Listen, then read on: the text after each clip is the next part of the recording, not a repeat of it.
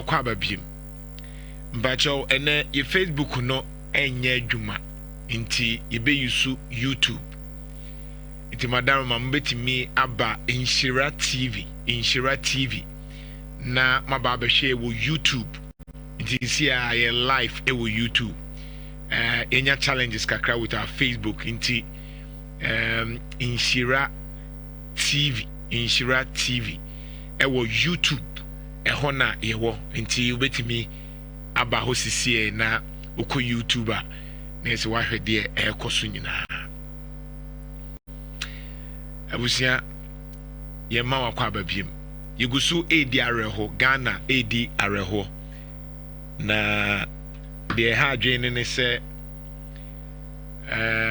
ni nyina mu no mi gidi se yesua bibi now this week before last week he be me catch her say accident no enjai obi a money time me catch her say this week accident no bebrebe sesi na esinso enti emra YouTube Nhyira TV never share accident ni bia esisisisi me catch her na no say accident no this week ebesa ye worse eye nioma mienu ba kone se drivers ni nyina no ewo se this is a timer MTTD ewo se omoye adwuma yie. This is the timer ye hear police for se omeye adwuma na ye ka se omunye no because drivers ni bi nom overdose of energy drink. Drivers ni bi wa bre kura energy drink konoma e won limit na omunnom. Drivers ni bi nso nom sa nroboni ni bi because on pese obeda na omudi twi car ye wo ties ni bi wo ho a enkoyi enam highway so ye wo steer ni bi wo ho a asai oya we enso enam highway ni so ena efa nipa drivers ni duduo na bi enim se car no a otwie no problem e wo ho me fitani be ka kire o se me twi car no na metia so na me hu se problem wom etre bia wo se na enya hweme se ayehwe o mu be check ya no mahu se problem wom at least me papa de car na otwi ya na so no ye driver ni nti no o de awo yen nti se me twi car kra na enam mpo a me car no se me hu se problem aboma mehu na me de akofitema ka kire se problem o kan ti won check e mame omo si na enya hwe kra me se mon check because problem wo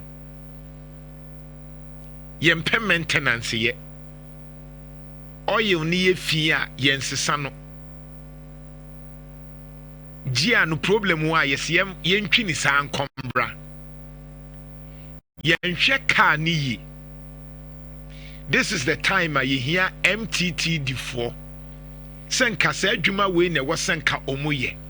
but instead of that no de mugu so eye ene se mo bagigi sika e wo kwemu na sa de we ya ye ken senka MTTD4 yo madwuma yie e make sure se omate sa speed no so a ye won nyoma ni bebre wo ho a anka ensi dwaso asema de bia ye ken dwaso a de bia accident si inti ye the speed ramps bia beba ho ana police barrier se wo ko Accra Cape Coaster barriers nko a ubehia no eto de bia na ahomete nanso it is for our own sake. Said the beya obeti speed no so because yen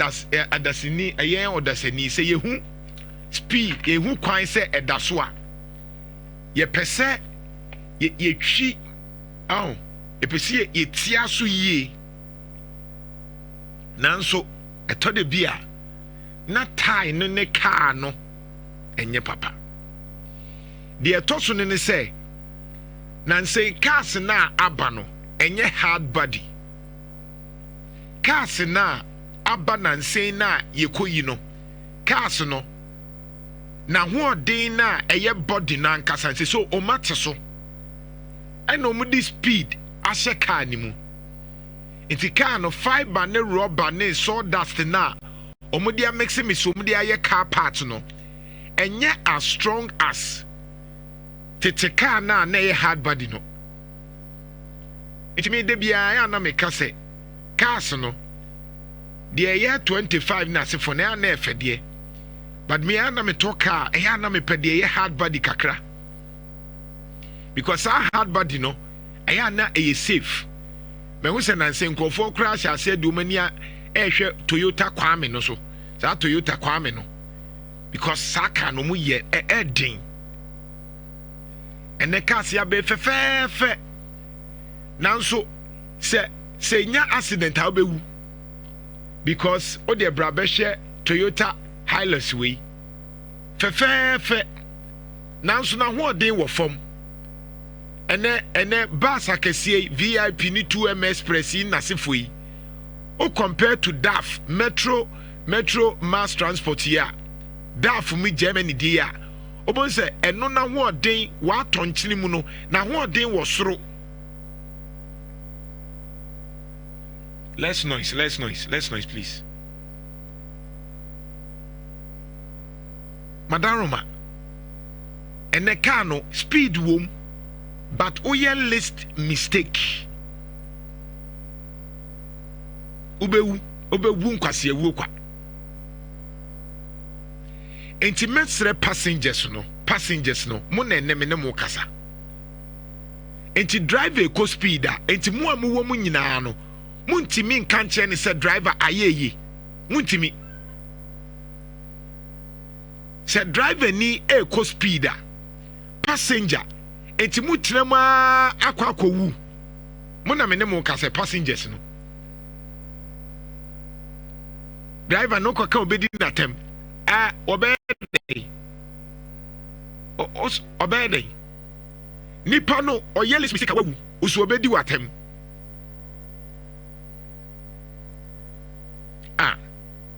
nti wote kan ni mu a wode uko speed o kokun no untimi nka ho asem ana wo de wo so opentem nti kowu hwe accident a enam wie mu honhom ne honam mu famu enioma ne nam Ghana na nya papa we nti wo ye bliss mistake a obi beku ato atwene kwa nti memfa wo nkwa enni agro because ekwan ne nye eno me kwa yie bi ewo ahenma kokoben Santasi main road na ekwan no apratete ekwan main highway o asai ekwan no ayemre enso so aban dada na wotwamu no odwi kwan ne so obeye wantimi anye minim se sa kwan no de ekwa free Santasi kwa anwea kwan sa kwan ne nya ne ebeye sa kwan no enti ekwan ne adwi ebesa say kwan no kra ye main road no na main road no so ache ni nti no ya mfa kota kra anye ne ye nti una main road Santasi kwan so a ekwan no atete ekwan no aye rough sa ate se de ebi wo enkran mu no eto de bia eya na are ho se ye betimi esia no kwan but ye mpese ebeye Nano Thursday me kamo me say Saturday Sunday accident besa sio enti yentwe kwan mu accident asi eno adoma bunu kwan na accident SDA for mienu ewu yenya ye kra wie ya yenuanum be 15 ni 16 kra na enho asem yenya kan wie no na ebia sesi enano na me ne me panyi bi di nkomo say nkran so ne saa kwan ne se de every day nya ni nyina kra na ya report every day say petrol tank ankwa nkote anhwe a ka akwa krashe ka akwa krashe a nipa awu edi asem ni. And this is the time you hear MTTD4. But enye eno na police phone bi eye MTTD4 because makajo say enye police phone nyina na eye eningwa asesem a MTTD4 ni bi ena enye MTTD4 ni nyina nso na eye kakra bi ompeso mugue yanimu ase instead so mo be make sure say traffic and that speed in na say for no the oya ne say wa setting the speed whatever into twema over speeding 200 over speeding 300 over speeding hwan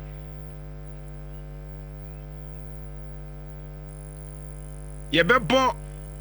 yewra Frank Amoakohene abaso one general Asiedu Nketia ene NDC chairman Akwasi ene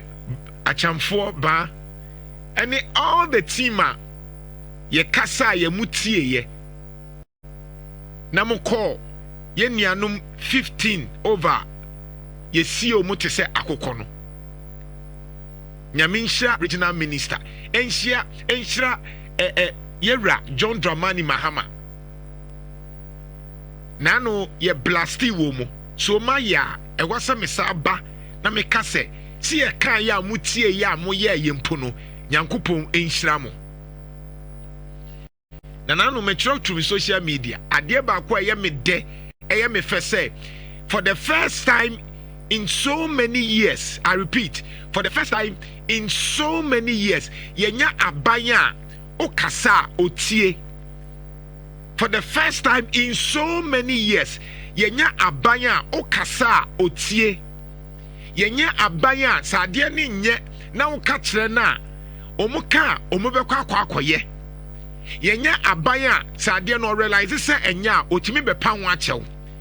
Yenya abaya se woka asam ne kire na ebeye national issue within few minutes. Yenya abaya asam no se ba na wo trope enche obon se na aban a responde. Sa abai we na ne ye hwehwe. Abai papa ne ye ka ho asam no. Eye de ya Yewra John Mahama owo ne nanso de nanso ne kure wom ne se Yewra John Mahama ye mu bi wa me ani awu efri se na ye nim se obeba beye na anu de ni bi. Nanso Yewra John Mahama akyerɛ sɛ wasua deɛ na ɔtoa so sɛ ya deɛ a wanhwɛ ya 2028 no Ghana for bɛdane NDC no kyɛ sɛ yɛntumi nka ho asɛm the way Yewra John Mahama ɛde leadership a ɛyɛ akɔnɔ ɛreba no sɛ ɔkɔ ne sɛ ya na wansesa te sɛ de amanyɔfoɔ sesɛn ya na ɔkɔ ne sɛ ya by 2028 ɛkrɔfo a omu bedane NDC pa wo krom ha no ebeye bebre Nhyira President John Mahama for the past few what say oye omampanyi a oye eja what say waba amayen what say oye ejapa what say o bre ho ase na sa pepepe na mehu se o committee no won crofo ne wo appointees nyina no sa suban no mehu wo mu efri se ade ba ko a minim pa ne se omuye wo appointees obia bre ne ho ase min share dan hu ye of course kakra ba ko bi wom nanso genuinely mehu se appointees a wo yi wo mu yi omu ho dwo omu tie sasem no kra eha wo mu na wo ka omu beye Ashanti regional minister Yewra Frank Amoakohene Nyankopon nye ni bibia akwa wo and for the first time ye will be a medical doctor wo say omeye regional minister na to yentemi bi say besi na ahoden ene akukudru a papa we minia yi I exhibiting and say no ho eto de bia na ne ho kra ye me nwanwa efri say sɛ wogyina adeɛ a ahye ho ebi wɔ kora na ahye ayɛ te sɛ nso adeɛ yɛ me fɛ kora ne sɛ ɔmo yi nipa 4 adehyeɛ bɛyɛ 4 no a no mo so ɔmo abrɛ no papa yi sɛ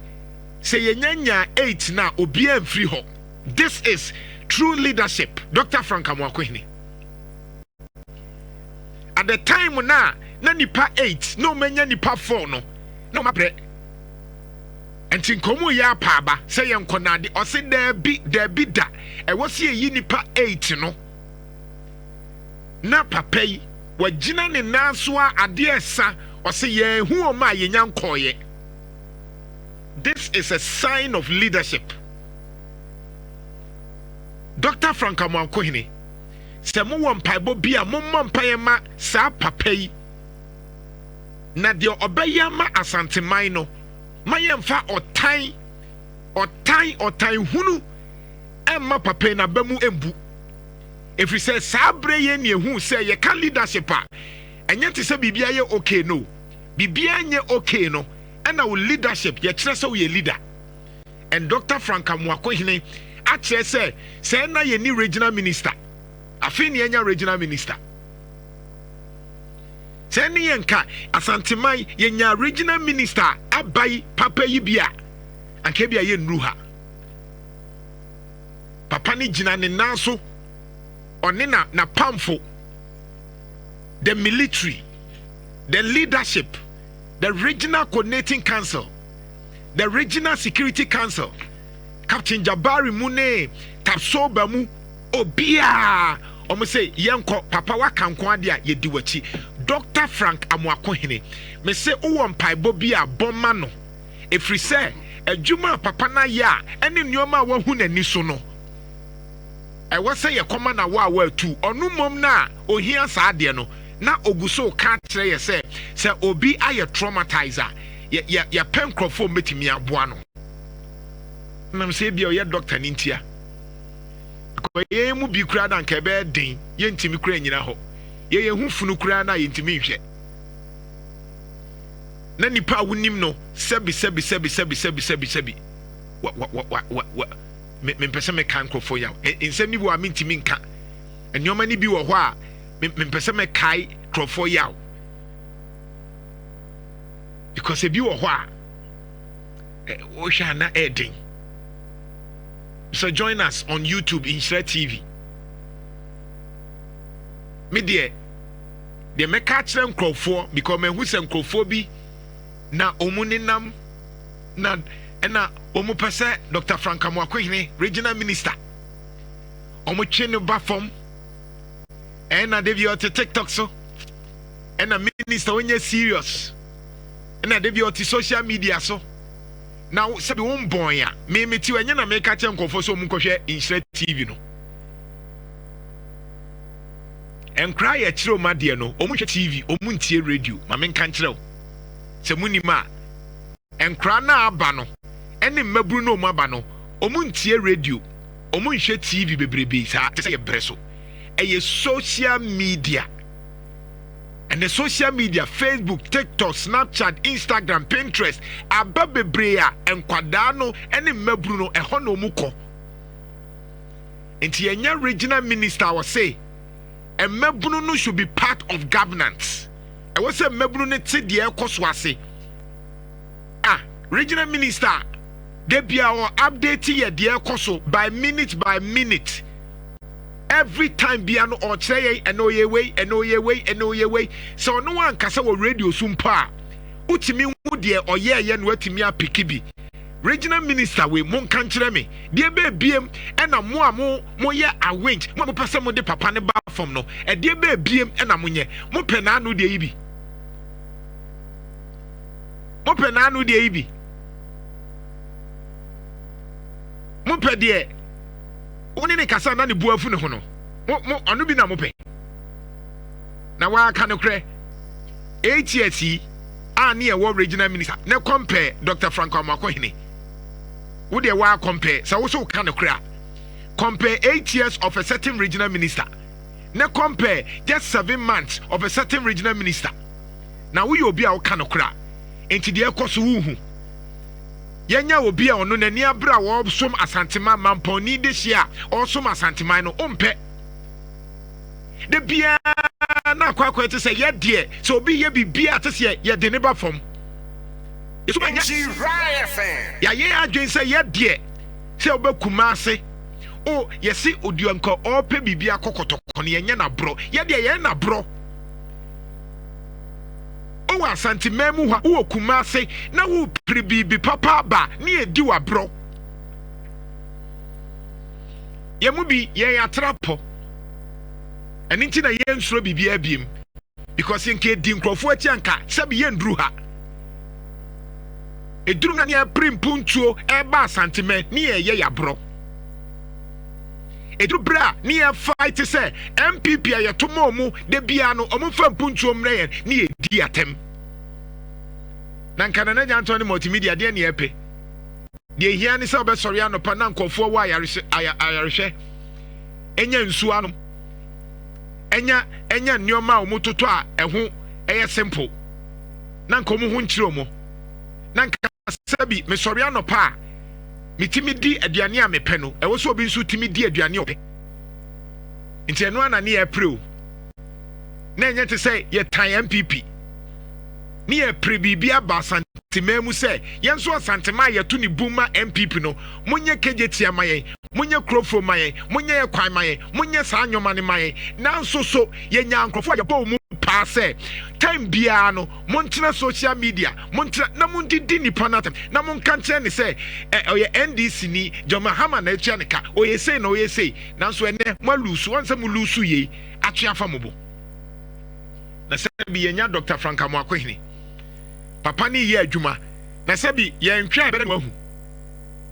aya wo nhwe Donald Trump me I am connected to all the world leaders omu Facebook and omu handles minim there every time they be omu ye UK Prime Minister okasa ya mehu Donald Trump okasa ya mehu because I am connected minim there ekoso nyina ene wiase anyini enti wo pese woni nipa kasa untimi nyi social media mfrim tiso obi ananim bueye sabi ana obetimi akase Dr. Franco Mwakwehina o ma ye hu information na ekoso no enye nemom na anu bi de na na otiwa RCC wokra hu de ekoso a ema akọ ne nchen a no atoto ne nsa ofre na no akati phone no wo ye ye na o display na okeka de open no enu momu ye chen obi a nani abre a wo so oboaye ai wo ye nipa obekwa abroso nanso ne nanso no eye ketewa bi meka we ni bre kwan so ne se meka we na meka we mo a mo beye maden se mo de Dr. Franka Mwakwehini beba fom no mo ne ye nyansa we will come after you me say kadim obi obey na adwen say regional minister adwuma na oye bo asanteman ama asanteman enmo nyama ba no obey wa adwen say obetwitwiri no left and right we will come after you man nkosa ntokwa ye abeji ako efri say de ope bibia ba kotoko no ye nya na bro oya santini oya mamponi dehye enti osum sikadwa oya odehye enti ye nya dehye a e was ye protecting beyond politics me makachro me ye adwuma ma osoro nya nkrompo me ye adwuma ma Ghana me ye adwuma ma sikadwa eno ana hia me mama branch ni nya n'adwuma no aye ade bompa ye ma Dr. Franka Mwakwehini no aye ade ye nhyira nipa for the past few years days one me who say a drew mre mu odin a uhia a leader onayo onama ocha no na menkran no asaba no afaha ado onya nipa oye nipa na ma min 2 MPP for nefo MPP for ni bi enye omu nyina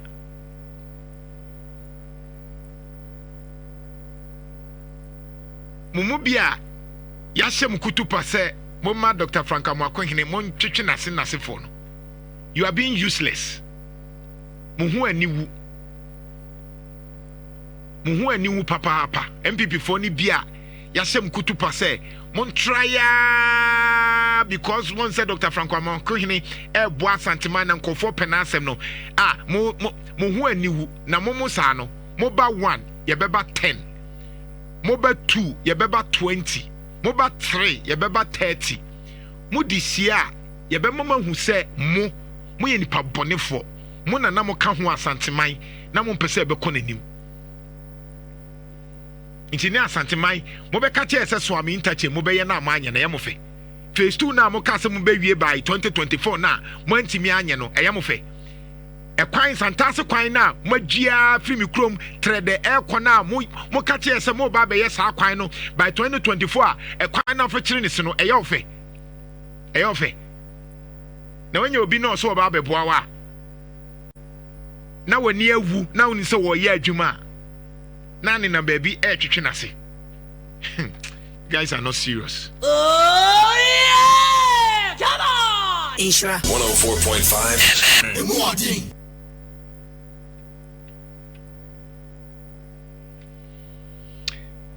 Kofi Brem na me bie line so no. Nana next year Monday shas yes ya still na yenwie nse araho no wo musan se enra nipa bisuwi and it's sad na ya kwan so nsem de ye ka bebre apart from kwan na enya ye bompanimfo chi so no there are so many things that a driver for ne ya emwa na no na me hu video bi a ovan trotro driver wa bro no akotena steer na nim so wo betu omo twe ne so wonsi kura wo so wonsi as one of the stations will come and see here na omo twe ne se wonsi o so wonsi e na guy baako esi free car ni mo se wa bokakra e na obebo ni henya yi ni sifem na passengers ni nyina ya o madwe so musi na ya kwan so some of the drivers no eno mom de fra energy drink enom eno no bebre alter omo adwene no dwumadie no eti omo na mameka se dodo no aba 90% adwene nya adwuma wo kwan no so etwa se eti ne wo law enforcement police fu agina kwan so and I like it when we are calling on the MTTD say wono mo nhwe sa no mai at least ebi wo ho a se wano mo nsa asent ye bete but empenimfo so mfa no manwu akwa mu se be ya binya ye betumi a church MTTD phone how they will be able to detect omo ebi a afa search mind altering agents no na oduru ho mbe se no wa fa bibia asesa ne kasa ene ebi wo betumi anya slash speech de we osi kasa kra asesa ebi a se de osi se be obey ne nipadua no kra ansenkyerene ahodo bebre betumi amwahu omo mfa MTTD fo no mfa sa entity ene no mutumi detect those things so that those drivers ne be stop you from moving on because no ma bebre omo fa no e ka ho bi na nkwanhia no timi si ena me pentema bantem na matese yes station ni bi wo ho no ma cars ni bi wo especially express vehicles no ye ma wo mo time se wo tu free ha ese wo timi di bi a 3 hours ekoduru akra eti ya time no but the kwan mu so nsem dɔɔso ebi a wo koi articulator bi ase yes kwan mu ti traffic cheye eti ye ho no nko anu a BBC ye no a eche no wa delay be 20 minutes and 30 minutes sa driver no pressure e dey man say so wo timi koduru this time nti obebo mode so obeko speed ne di ahyem and so transport owners no ne wo mo operate transport no so no ebi mo ho regulations ne hyehye wo nyegwa kwandi ama mo drivers no so mo open up because mo so mo nkwa na mo de to mo nsem e de agora to pre no se wo boss wa na de wa to car na ma na company na wo twi car no wo mu no e ma wo sa strict regulations na wo hwe na de bia na ma wo ye de ni se wo ya wa unim se betumi age nipa nkwa afi wo say why not I mean bringing this up for somebody for betumi handle metin sa say na wono ma time no na anam kwan so akoduru na bia abu atokwa mtie delay 20 minutes I say still na wutumi ekoduru by the time or mo pese wudura na and these things must be I mean checked na ya driver for no media make say 90% e be negligence carelessness negligence onim se car no ma bi nya wo ho wo de beko o mi kodura okoduru ya so no anya load ne refi ne ho no asa for load no de ba na betu na nipa bewu I think we need to check all those things na etumi eboa ye pa san se ba bia enkwanhyia no ni nipa nkwa a yɛde guru atopre ne kɔ no ano ɔden. And now you were talking about the president as to say about we are listening government, and I agree with you because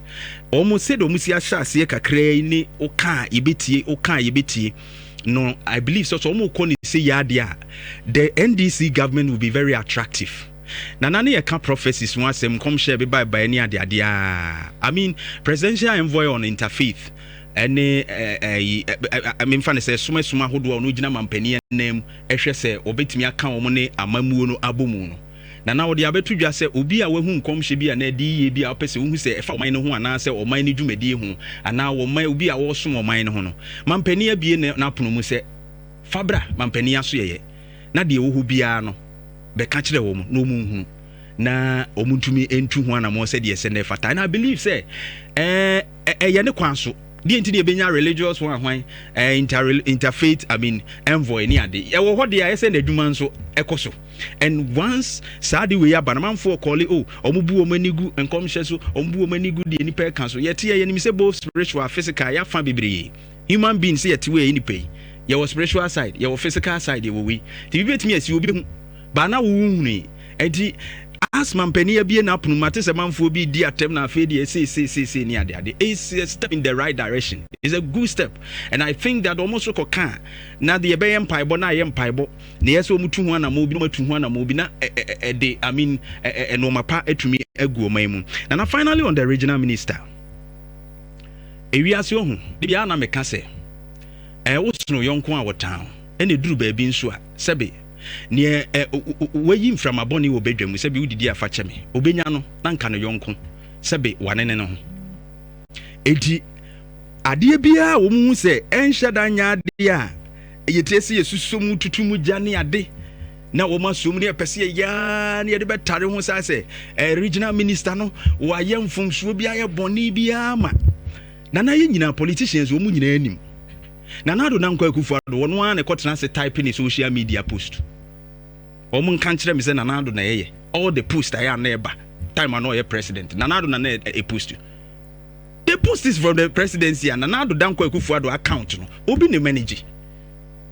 ministers who are nam woni MPs ni nyina including all the MPs of the other side and all the other political parties representatives and all more petu mi nyina no omu social ekura nkokura no oni bi ene namu nyamemfa ne currency. Those people don't manage it. Ebi wo ho a obenya oversight kakra. Ebi timi go boss ye pese ye di we ye den eto ho no amom directives. Ebi a fa we ko ye sei. Benye ni nyina na obenya akwanya. And the heat of events, ebi a event bi ikoso. Ne managers no social media handlers no emu twitwa pictures bi omo take images bi no ma bia post ya ho na ono ye program no no stream post we no anaso makoya after editing ye no ma post no the person cannot actually regulate say we nko we nyai we yesi. And they need to understand the job on the regional minister enya adwuma ketwa who Ashanti Renka constituencies Ashanti region kwawo.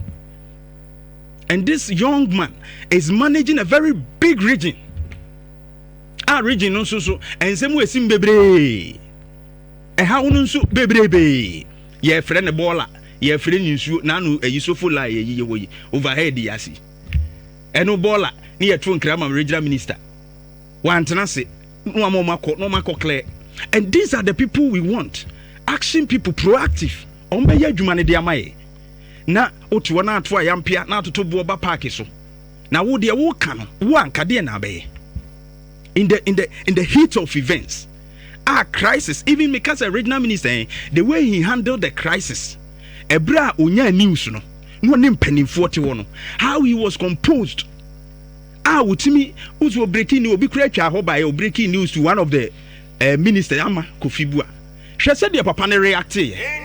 but then the regional minister nankasa kurate dada. How the shock of the news regional minister Timmy handle ye a breaking is serial in kakra in the way say Ama will be crying den anye o hwe video na wo sama Kofibua senka e bi say e ba buma ka papa no bigiri so betwahwe because sabre no take kakra bi no cry. No, the regional minister broke it because a health practitioner on him how to break such news, or a doctor. He's seen people who have lost their relatives and he has to break the news to them. He knows how to handle it. Say yes sir, ɛna nkoa manage ne yie ne yɛkɔka sɛ o ɛyɛ ogyina nipa ne mu no a na nkoa ma nkɔfo de hu sɛ ni sɛ na asia ka ba wiyo nipa kora bi anka bebu afa so awu nya asɛm ketewa yɛnim nipa bi a yɛnim sɛ nka saa no bɛyɛ ka bɛyɛ ɛbɛgye nsɛm but he did well and right from there na deɛ ɔde awie kora mani agye a ɔde abɛtom sisi a ɛmɛ dɛ ɛne psychosocial support ɛyɛ very very important. I mean the first time was ade we ye be put to be in place ye man ye adwuma bebre ye bra COVID by that every region set up a psychosocial support team womo de bua ye se ye be bua na womo akanso nkrofo ama womo psychological support because sabre no COVID aba ehu aba system no obi aye anxious ebi ekopie event bi so a etimi mo shock na esi wo boase no a traumatic event etimi ema nkrofo je stressed otuwa na aba ni clip bi abehwe ha yesi hu bon nkrofo omo kura ko pie sin ni so no omo betumi asofa bibi e friend post traumatic stress disorder nana se ba oso a on sojafo omo kokko a owa bi abombato na blast ne yonko na ne nan ne nam ha ne yesi si soja ni ntimi be da wo so anya 90 be otuwa da ha na we so da no campaign no sorry etimi me fa o ma dwene mu kura mo nya wo ha etu omo ko pie sa no ma ne so no they are going through a lot. Ebe fan so akohu keke say but effect a work in ya neso but the regional minister being a health professional knowing the effect of the SU oboase no wo akohu saade no and the impact abenya e wo mo health so nti was now there is a psychosocial support team available who are who feel say we are anxious and I will preach again who feel say wo na we yema show wa kai sa de no about trim na we yema show na bia wakoma bo pepe wo ha say why basa asa hunam nye wiye ni ade because of the event after the event no bomodin na the original minister dia go akwa munya so mfaso and yes when it lasts for a very long time it's stressing you psychologically bit me akofa effect bebre dia bro thank you Dr. Frank Amokin here for bringing that in place e kire say we a leader enye sebe normal etwa ye ho ahia nko na apeso solve but your health issues including psychological issues so we need you and this is the best that we can have nana medase Nhyira 104.5 yentie eyewitness